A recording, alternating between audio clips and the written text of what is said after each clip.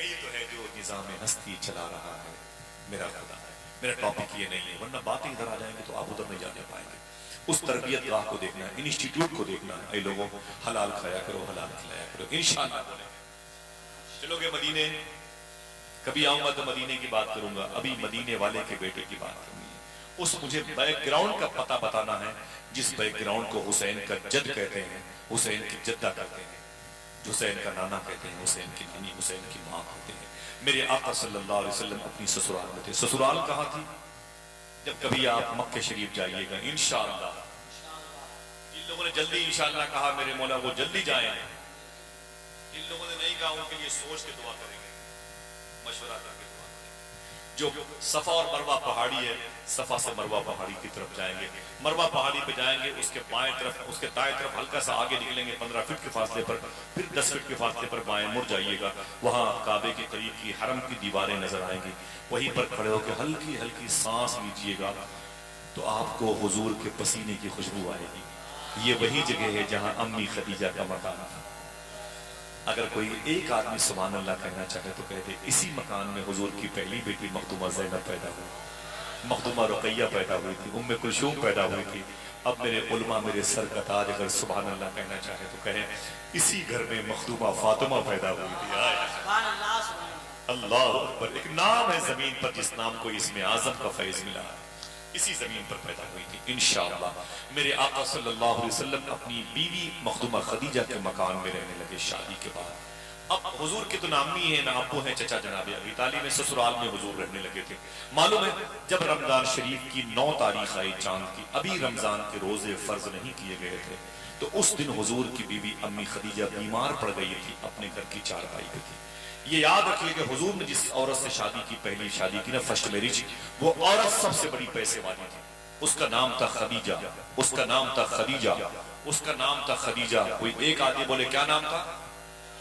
امی خدیجہ ہوا. ٹھیک ہے، حضور کی یہ پہلی بیوی ہیں. ان کے شکم نور سے یہ چاروں بیٹیاں پیدا ہوئیں. حضور کے 2 شہزادے پیدا ہوئے الحمدللہ رب العالمین. معلوم ہے ان کی طبیعت علیل ہو گئی امی خدیجہ کی. مغرب کی نماز جو فرض نہیں ہے، ابھی ان کے دروازے پر اندھیروں کا غلبہ ہے، حضور باہر نکلے ہوئے. اچانک امی خدیجہ کی سہیلی ہے. میری بہنوں سننا غور سے، تمہارے دیے ہوئے پیسے سے اتنی بڑی محفل سجی ہوئی ہے. وہ ہمارے ماں باپ جو اس قصبے کی قبرستان میں لیٹے ہوئے ہوں گے، وہ آواز سن کے مسکرا رہے ہوں گے آج میرے بچوں نے حق ادا کر دیا. جن کی مائیں گزر چکی ہے آج وہ مائیں کہتی ہوں گی اپنی قبروں میں اے اللہ تیرا شکر ہے کہ میرے بچوں نے دودھ کا حق ادا کر دیا. اللہ اللہ. سنیں آپ، میرے آقا صلی اللہ تعالیٰ علیہ وسلم کی بیوی خدیجہ ہیں، طبیعت علیل ہو گئی ان کی 9 رمضان شریف کو. کب؟ جب مکے میں رمضان کے روزے فرض نہیں ہوئے تھے. ان کی سہیلی ملنے کے لیے آئی تو گھر میں اندھیرا تھا. آپ نے کہا امی خدیجہ سے اے بہن تیرے گھر میں اندھیرا کیوں ہے؟ اسے لکھ لینا، اسے یاد کرنا. Shakespeare, Milton, Einstein, Lord Macaulay, Michael Hart کی، نتنیاہو کی، ولادیمیر پوتین کی داستانیں، کرکٹ کی، اسپورٹس کی، فٹ بال کی گراؤنڈ کی خبریں آپ کو پتا ہے. یار کبھی یہ بھی یاد کر لو حضور کی بیوی نے کیا کہا تھا اپنی سہیلی سے. اس نے کہا اے میری بہن، میری سسٹر، میری فرینڈس، یہ بتا تیرے گھر میں اندھیرا کیوں ہے؟ تیرے گھر میں اندھیرا کیوں؟ تو حضور کی بیوی رونے لگی. امی خدیجہ رو کے بولی چراغ نہیں ہے. کہا جلا لیتی، کہا تیل نہیں ہے. کہا منگا لیتی، کہا پیسے نہیں. سب سے بڑی پیسے والی عورت، سب سے بڑی پیسے والی عورت. مسجد میں چٹائیاں پھٹ جائیں نا تو جلدی پیسے نہیں نکلتے ہیں، پنکھے ٹوٹ جائیں تو جلدی پیسے نہیں نکلتے ہیں.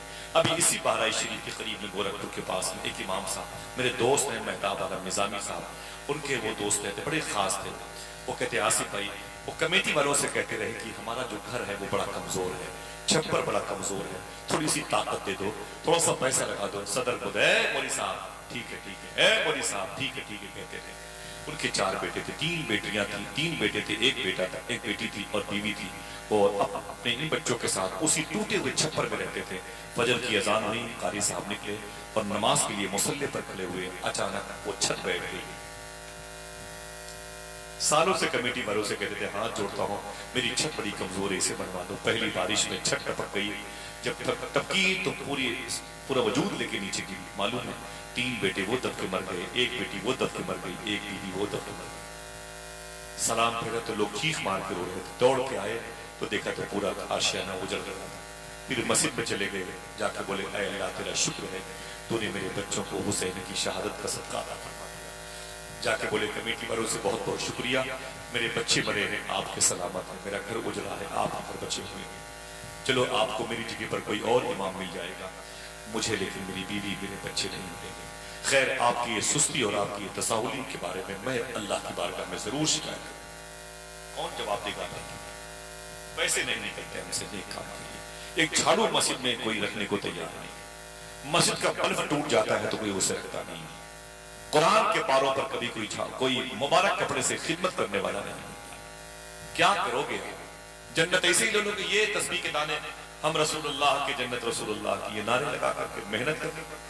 حسین نے قربانی دی ہے تب نہ جا کے سید الشہداء کہلا رہے ہیں، تب جنتی نوجوانوں کے سردار کہلا رہے ہیں۔ سنیں آپ، سب سے بڑی پیسے والی عورت امی خدیجہ نے کہا کیا ہوا تیرے گھر میں اندھیرا کیوں ہے؟ تو کہا چراغ نہیں ہے، کہا جلا لیتی، کہا اندھیرا ہے، کہا تیل منگا لیتی، تو کہا میرے پاس پیسے نہیں ہیں۔ اس نے کہا اوہو یہ کیا تم نے کیا اور تیرے سارے پیسے کیا ہو گئے؟ خدیجہ سب سے بڑی پیسے والی عورت تھی، تو دیکھنا کوئی ہے جو سبحان اللہ کہے۔ امی خدیجہ بستر پہ اٹھ کے بولی، رو کے بولی سن میں نے اپنی ساری دولت حضور کے نام پہ قربان کر دی ہے، میرے پاس پیسے نہیں بچے ہیں لیکن میرے دل میں حضور کی محبت تو ہے، دل جس سے زندہ ہے وہ تمنا تم ہی تو ہو، ہم جس میں جی رہے ہیں وہ دنیا تو ہے۔ میرے پاس پیسے نہیں ہے تو کیا ہوا، آمینہ کا لال تو ہے، اللہ کا رسول تو ہے۔ معلوم ہے اسی رات حضور کی بیوی کا انتقال ہو گیا، امی خدیجہ کا انتقال ہو گیا۔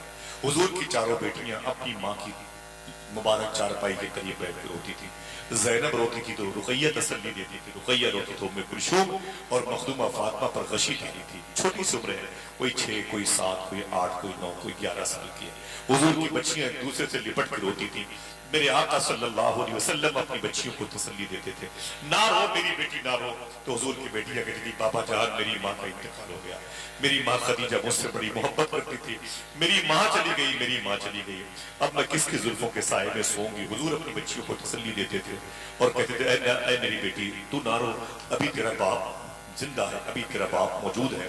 آقا کریم صلی اللہ تعالی علیہ وسلم جب یہ مبارک بیٹیاں روتی رہیں، صبح کا وقت آیا تو حضور نے فرمایا کہ ہے کوئی جو میرا ساتھ دے، مکے میں مالا قبرستان میں ایک قبر کھود دے۔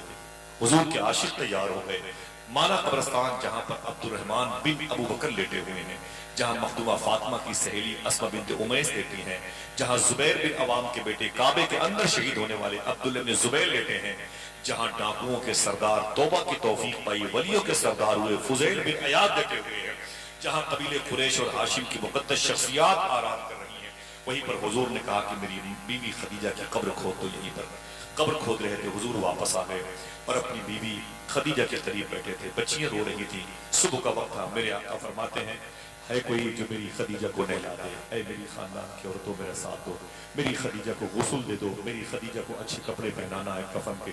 اتنا کہا تو قریب میں ایک شخص آیا، اس نے کہا اے آقا کریم وہ امی خدیجہ کی قبر کھودی جا چکی ہے۔